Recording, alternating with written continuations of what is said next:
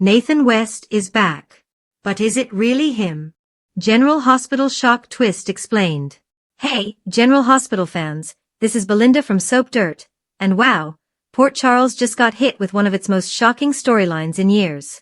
Nathan West is back from the dead. Or at least, someone who looks exactly like him. But something feels seriously off. And after watching Britt Westbourne's reaction, I'm convinced this is not the sweet, steady Nathan we lost 7 years ago. We're going to unpack all the clues, the theories, and what this could mean for Britt, Maxie, and the rest of the Westbourne Faison clan. Don't forget to subscribe if you haven't already, you don't want to miss what's coming next. The shocking return of Nathan West. Let's rewind. 7 years ago, Nathan West was killed by his own father, Caesar Faison.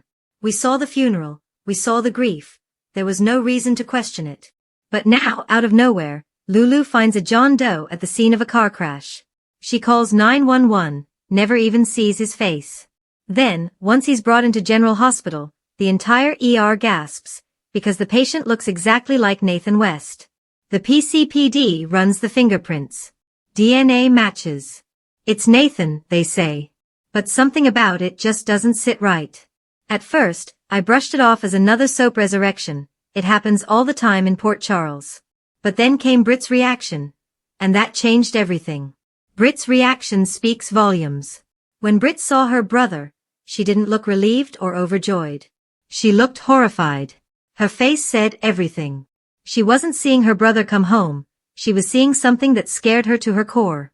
Britt immediately started trying to stop James from seeing his supposed father. She begged Felicia and Spinelli to wait, questioning if Maxie would really want this reunion to happen while she was away. Of course, they didn't listen. The emotional reunion went ahead, with little James running to hug Nathan. But Britt's expression stayed tense. Fearful. Like she was watching a ticking time bomb instead of a family reunion. That body language, the stiffness, the unease, the fake smile, tells me Britt knows something is wrong. Very wrong. Something is off.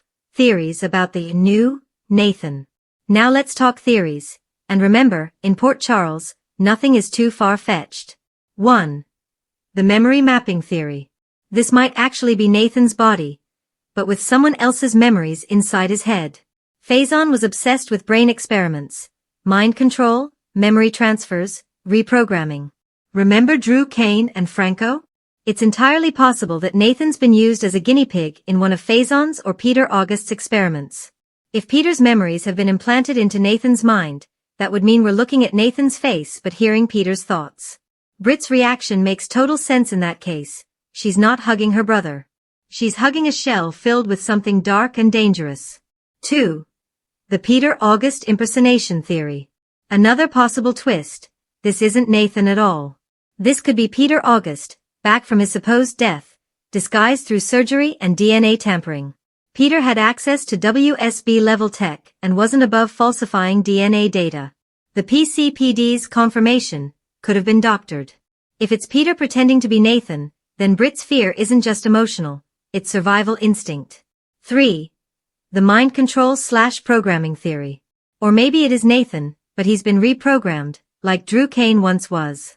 Someone could have implanted a behavioral control chip or psychological triggers inside his brain, allowing them to activate him at will. Britt may have already seen signs of that. Subtle threats, flickers of another personality, or even coded messages. There was that chilling moment when Nathan shot her a look, one that said, "Don't you dare say a word." That wasn't brotherly affection. That was intimidation. Who's the real puppet master? So who's behind this twisted resurrection? We've got 2 obvious suspects, Caesar Faison or Peter August.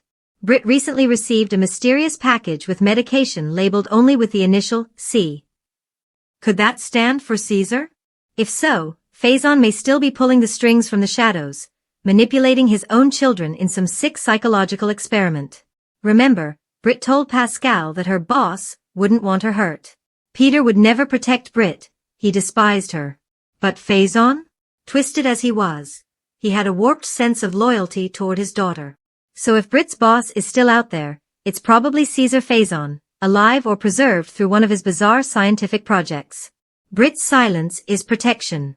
Britt clearly knows more than she's letting on. Whether she learned the truth from Faison-Obrecht or pieced it together herself, her silence feels like self-preservation. She's terrified, not just of losing her brother again, but of what's living inside him. That might be why she doesn't want James anywhere near him.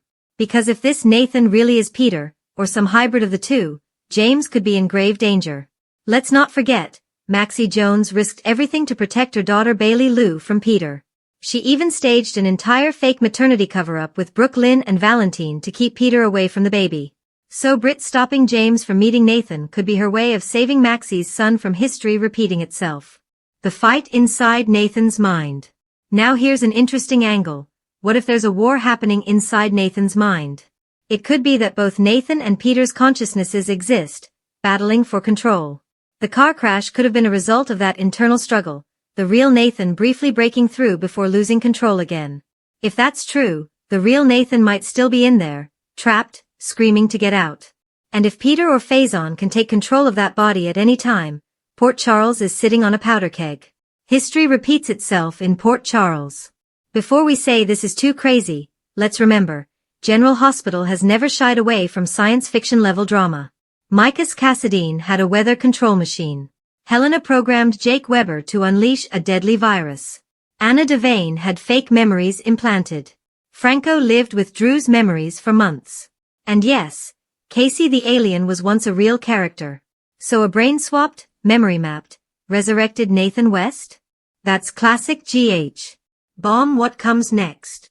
According to behind-the-scenes reports, Britt's return is just the beginning for the entire Faison-Obrecht, Westbourne family storyline. That means we could be heading toward a major reveal, possibly involving Faison or Peter returning in physical or digital form. Maybe even both. And if Nathan is their new science project, we can expect Britt, Maxie, and even Liesl to be caught right in the crossfire. Clapperboard. Final thoughts. So what's the truth? Here's the most likely scenario. Nathan's body survived. His mind didn't. Someone, maybe Faison, maybe Peter, tampered with him. And now, what's walking around Port Charles looks like Nathan, but isn't Nathan. Britt knows it. The question is, when will the rest of Port Charles find out? Thanks for tuning in to Soap Dirt, your go-to for daily General Hospital updates, leaks, and wild theories. Stay tuned, soap fans. Port Charles is about to get darker than ever.